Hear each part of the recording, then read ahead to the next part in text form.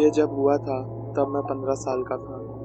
मेरा सबसे अच्छा दोस्त अनीश चाहता था कि मैं उसके पास रात को आऊँ क्योंकि उसके पेरेंट्स पूरे वीकेंड के लिए बाहर गए थे।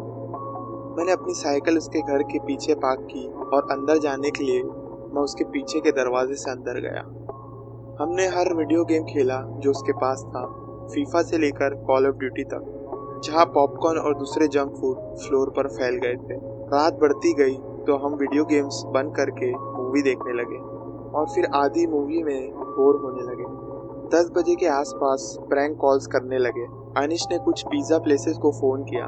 जब मेरी बारी आई मैंने कुछ रैंडम नंबर्स डायल किए, किसी घर का नंबर निकल जाए उस उम्मीद में। मेरी करीबन चौथी कोशिश में मेरी किसी से बात हुई। एक आदमी ने अपनी गहरी और खर्शीली आवाज़ में फ़ोन उठाया और हेलो के बदले बोला हाँ बोलो। अनिश के हंसने की आवाज़ बैकग्राउंड में मुझे उलझा दी और मैं बात के बीच में अपने शब्दों में अटक गया।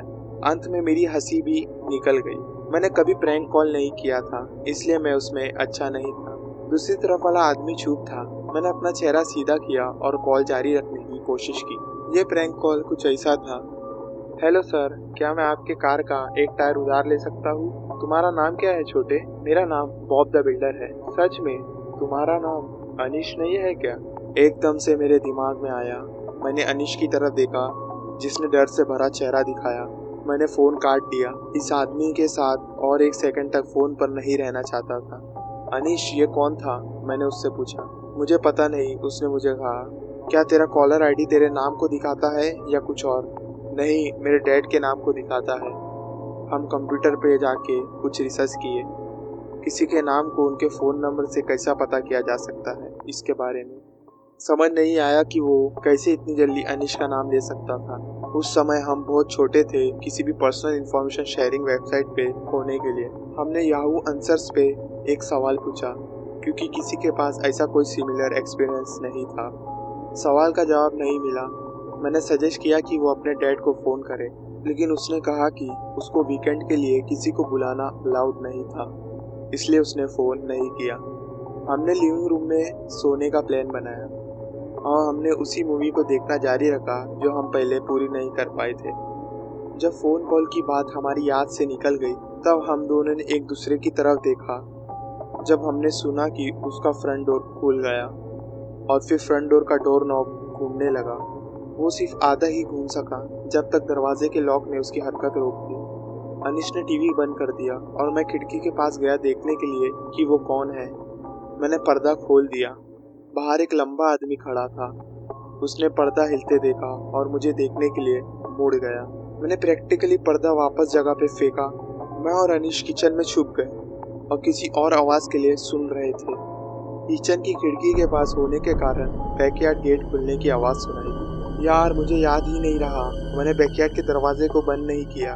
फिर अनीश ने मुझे कहा कि भागो और उसे बंद कर दो।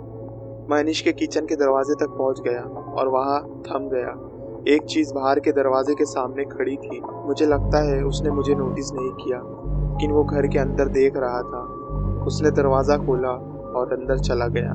मैंने किचन की तरफ छुपकर आवाज़ के साथ साथ अनीश को ऊपर जाने के लिए इशारा किया। हम उसके कमरे तक छुप गए। जितना हो सके सन्नाटा बनाए रखने के लिए दरवाज़ा भी बंद किया। हम पलंग के नीचे जाते हुए पर्दे के नीचे घुस गए। अनीश के पलंग के नीचे कोई भी चीज़ नहीं दिखती थी जब तक आप पर्दे को ना हटाए।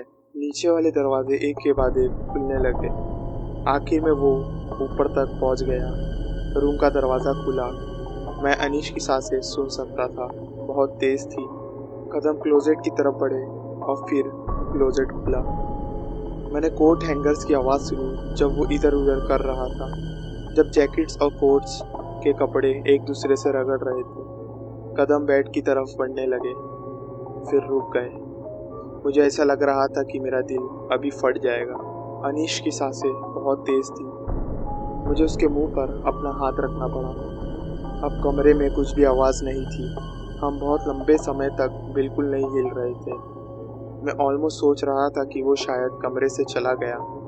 मैंने अपना हाथ अनीश के मुंह से हटा दिया और उसके कान में कहा, क्या तू भाग कर बच पाएगा?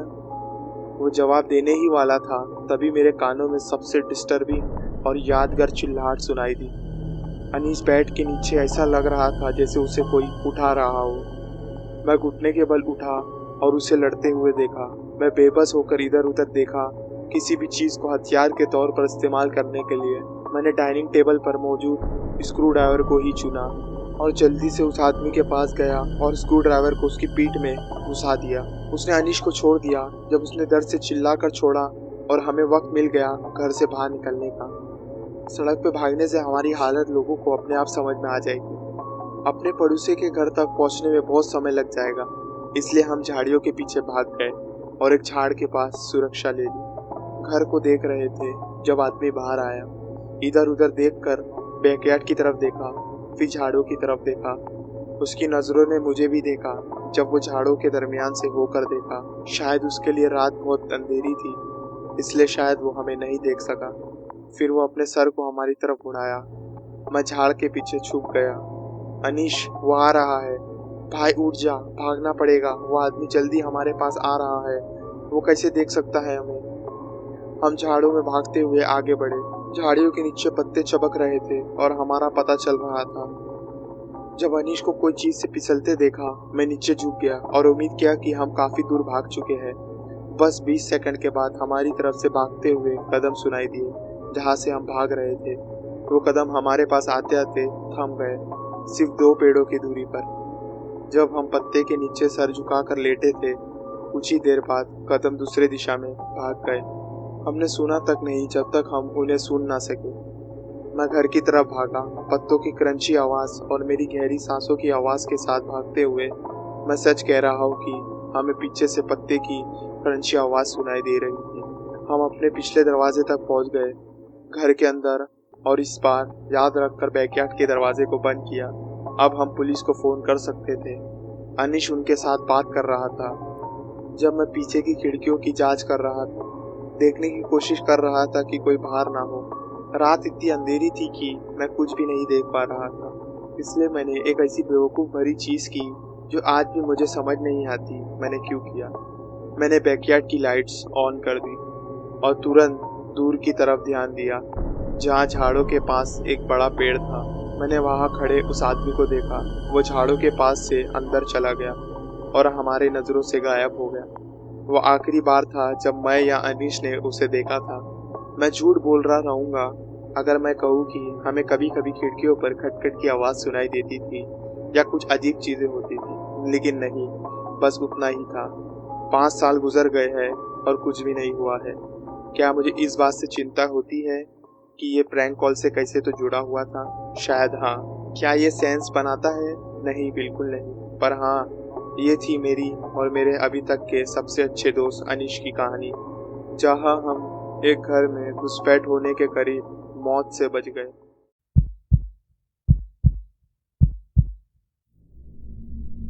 मैं और मेरी पत्नी ने अपने हिस्से के बहुत झगड़े किए हैं, लेकिन एक रात ऐसी थी जब वो बेकार की बातों पर चिढ़ गई थी।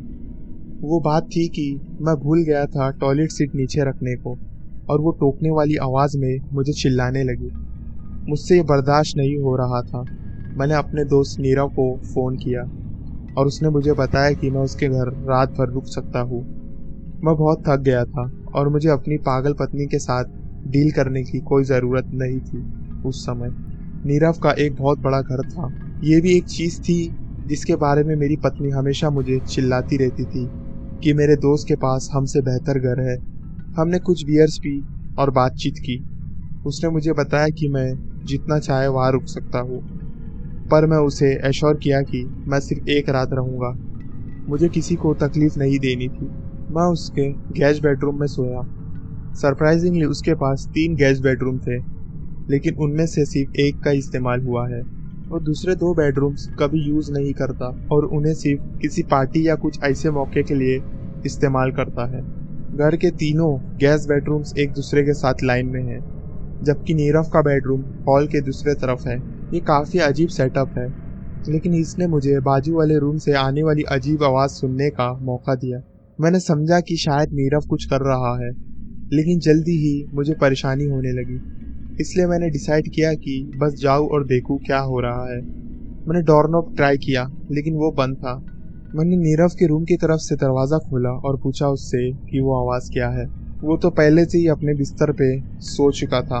उसने कुछ नहीं सुना। मैंने पूछा कि वो दरवाज़ा क्यों बंद रखता है, तो उसने बताया कि वो 2 डोर्स को हमेशा बंद रखता है क्योंकि वहाँ कुछ पर्सनल सामान रखता है।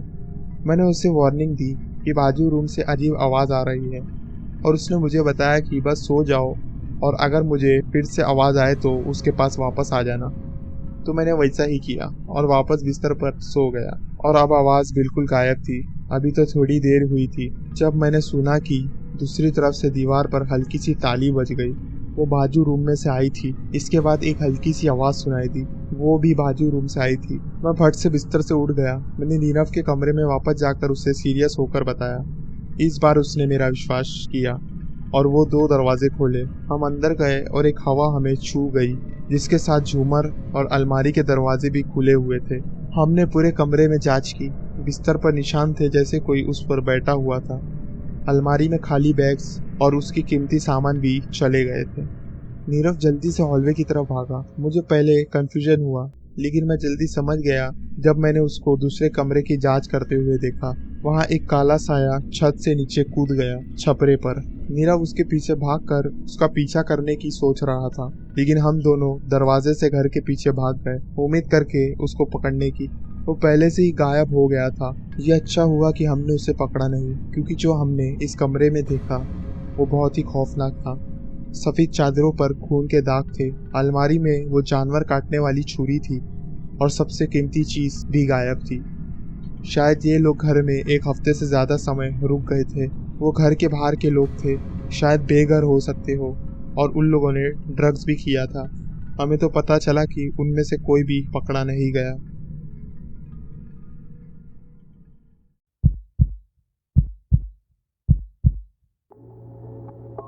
मैं इसे याद रखता हूँ जैसे कल की बात हो। ये मेरी पहली रात का स्लीप ओवर था, बचपन का एक इम्पोर्टेंट हिस्सा। ये मेरे अच्छे दोस्त जीशान के साथ था। हम दोनों 10 साल के थे।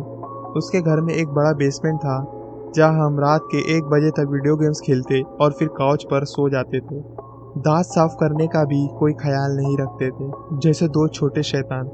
हम सीधे ही काउच पर सो जाने की कोशिश करने लगे। मुझे आसानी से नींद आ गई। किसी अनजान समय में उठा।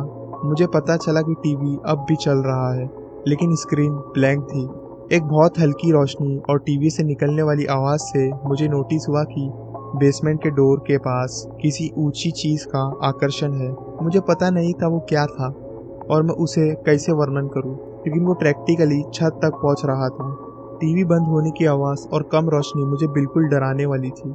मैंने आंखें बंद कर ली और बस वहाँ पर ही पड़े रहा, बिल्कुल बेवजह। मैं ये भी याद नहीं रखता कि मुझे फिर से नींद कैसे आई।